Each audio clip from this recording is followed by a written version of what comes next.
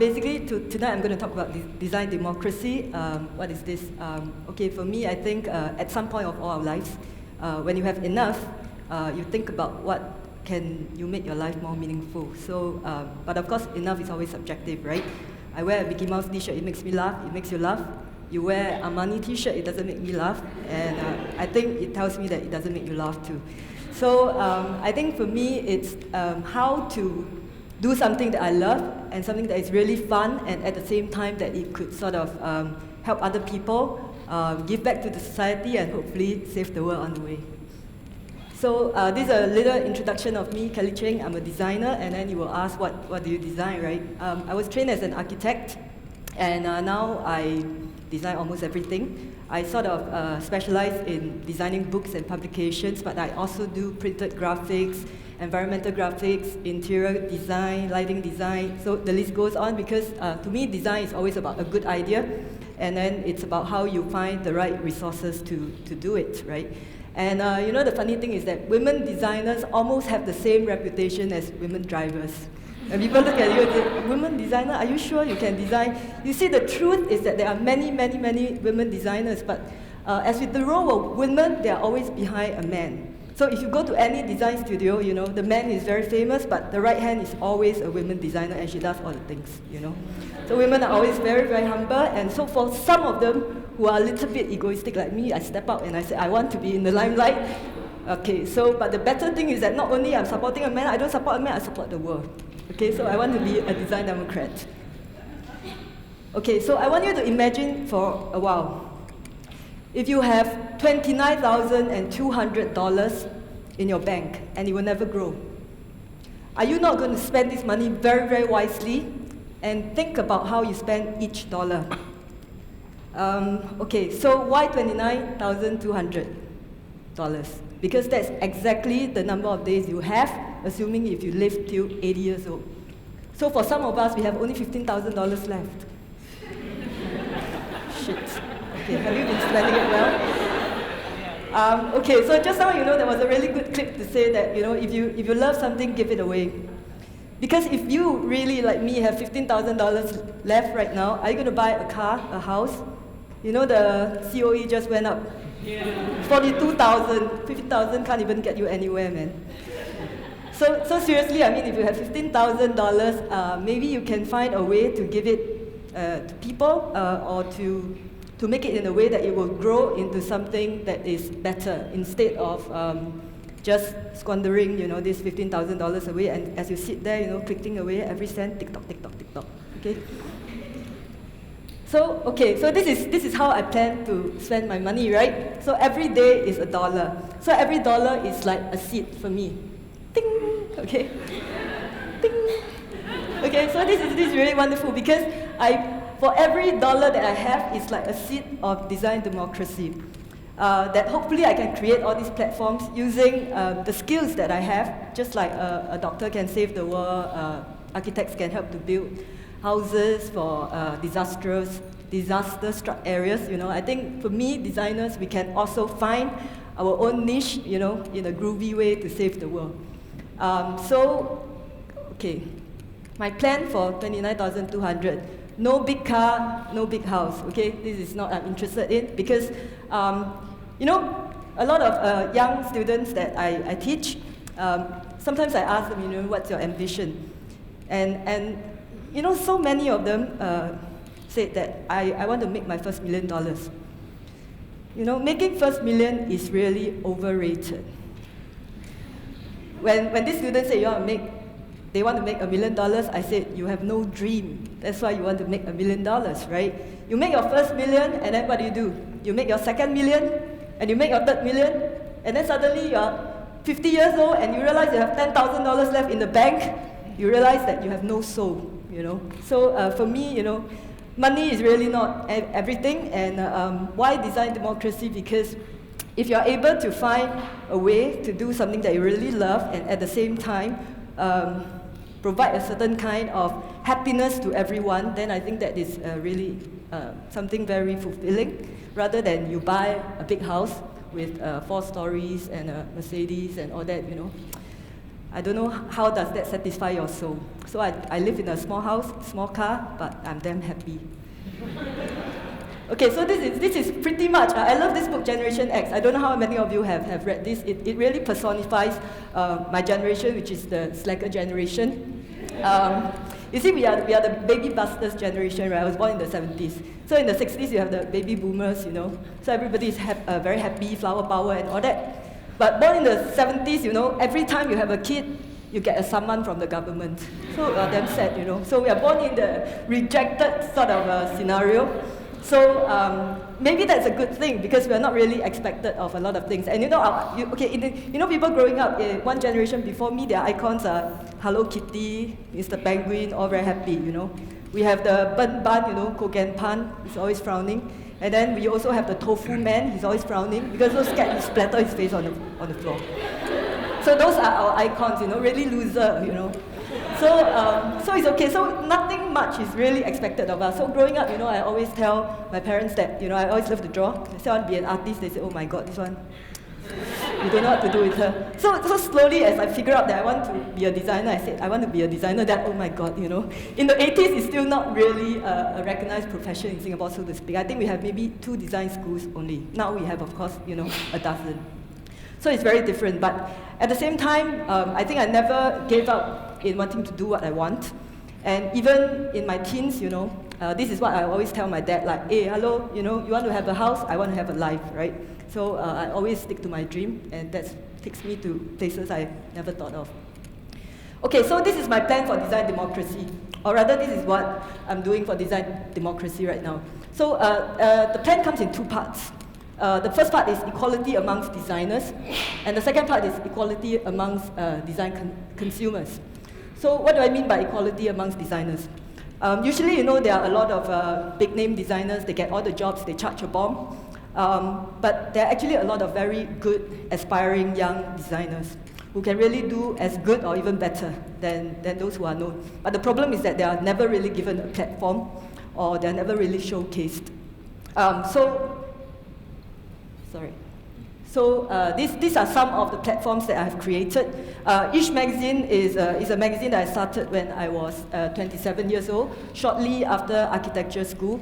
I don't really know the publishing trade very well, but I know that my dream is to start a magazine, and I said, you know, do it now because, you know, at that point of time, maybe I have $20,000 left in my bank, so it's okay, you know, TikTok, right? So I started each magazine, and it has a sort of a Robin Hood concept. So what I do is that, what I want to do with the magazine is that I always try to feature up-and-coming, new, unknown designers, artists, architects, but at the same time, the strategy is to make it really, present it really well and get high-end advertisers. So at some point, we actually were quite successful, and we got all the big brands advertising with us, but all we showcase is really young, unknown designers. And we got so good that all the famous designers want to come into the magazine.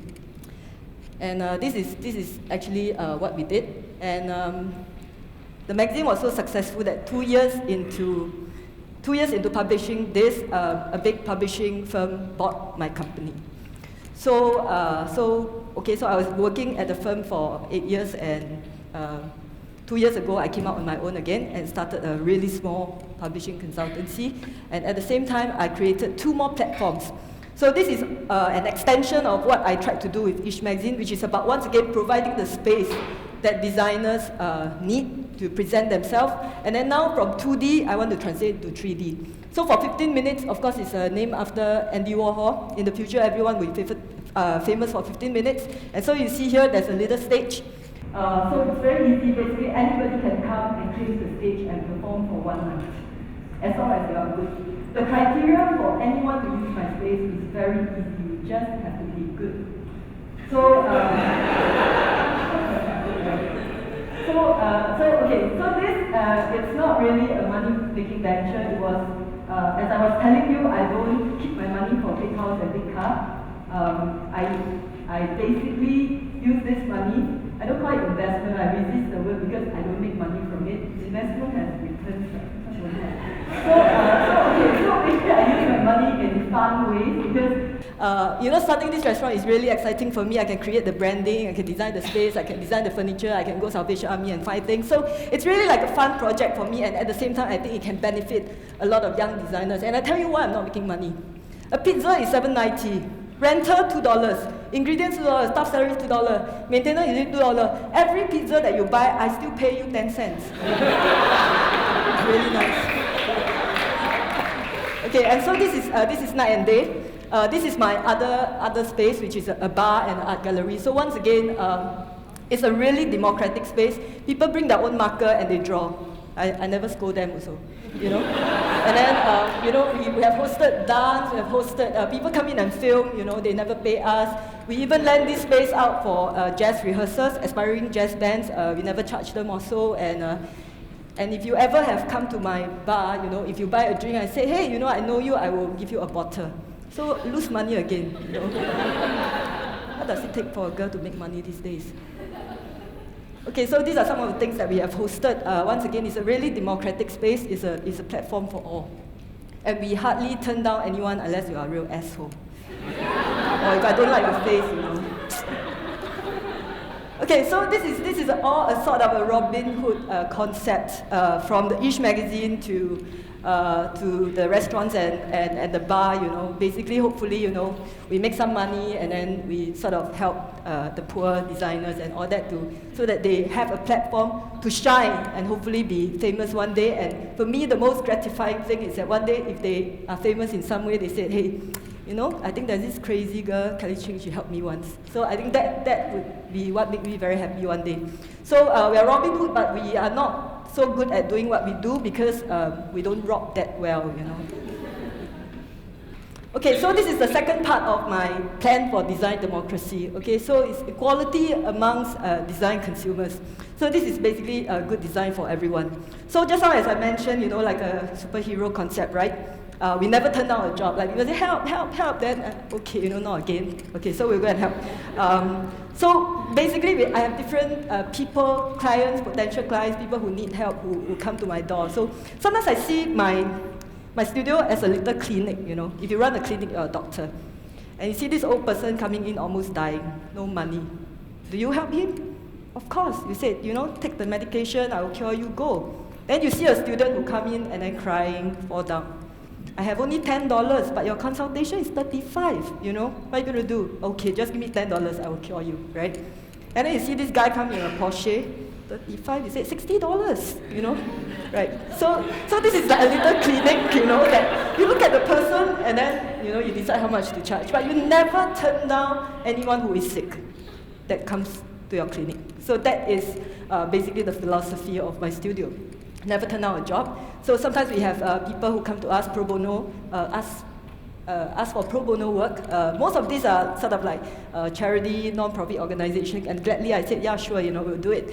Sometimes it is actually people that I know, but they say, hey, look, I just started this business. I don't have a lot of money to do a branding. I don't have a lot of money to do an interior. So this is like the poor student with $10. I said, okay, just give me what you have, empty the pockets, and I'll do it, So I'll do that too. So sometimes, of course, we have like, the Porsche driver, big corporations and all that.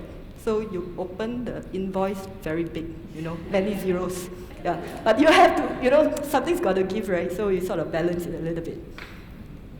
So, okay, but you see, the thing is that I think what's interesting is that currently, right now, a lot of designers, not just myself, are actually finding their own way to sort of help to give back to the society.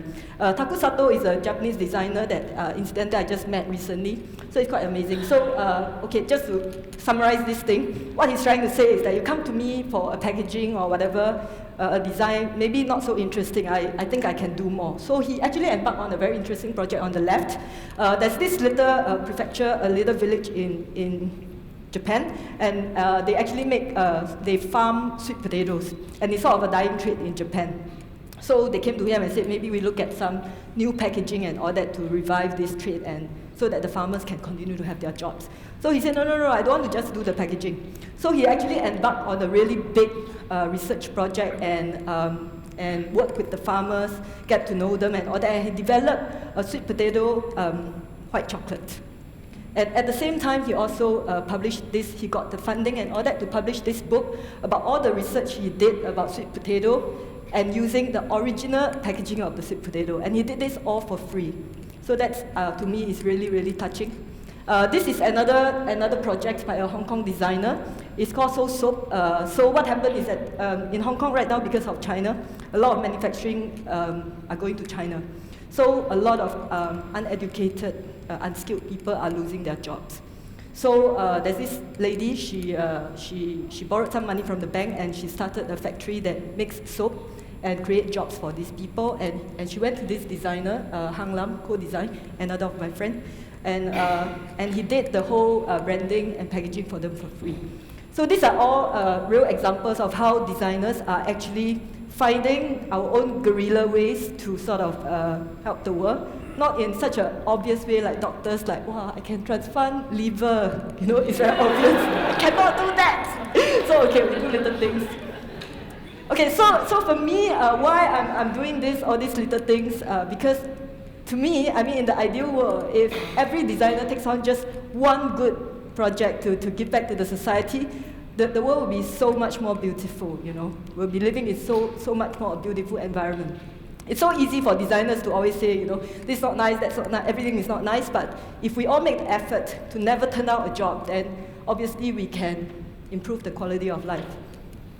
Okay, so this is an example, I think, one wonderful democratic design, you know, chopstick used throughout the world, royalty free, and everyone can use it. Okay, so if we can sort of adopt this kind of mentality where previously design is done as an innovation, right, to solve a problem. But today so many designs are done because of personal benefits. Like you want to make money, you want to this and that, but we should all go back to the roots sometimes for designers. Okay, this is Ethier, you know, yeah, it started out as a democratic design, but if you just Wikipedia it, it's got one of the most complex structure of tax evasion today. Just Wikipedia it, you know, open secret. Index Design is a really wonderful democratic platform for designers because they give away £500,000 to 5 designers who can innovate good designs that benefit the society. So 5 designers will win, they'll split, so they get £100,000 each one. And all these designers can be adopted by manufacturers for the society. So it's very wonderful. Okay, so doctors, lawyers, professionals, you can give back, and so can we, and we can make people happy and the world more beautiful. These are some of the projects that we do. We have done schools, we have done books, we have done t-shirts, we have done stage design, everything for free, okay? So be a design democrat today. Support a young, talented designer. Don't go to a famous designer, okay? So later, you know, my name card is there. So use your skills to give back to the society. I hope every one of us, whether you're a designer, you're a doctor, you're a lawyer, you're a noodle seller, you know, please help to give back to the society because I believe in good karma, it will come back to you. Okay, plant a seed every day, again and again, okay? So today, I have given you 18 cents of my life. 18 cents of my life, hoping that all of you would always remember that every day that goes by is $1 gone that is never ever going to come back. So remember, spend every day of your life like $1 in the 29,200 in your bank. Thank you.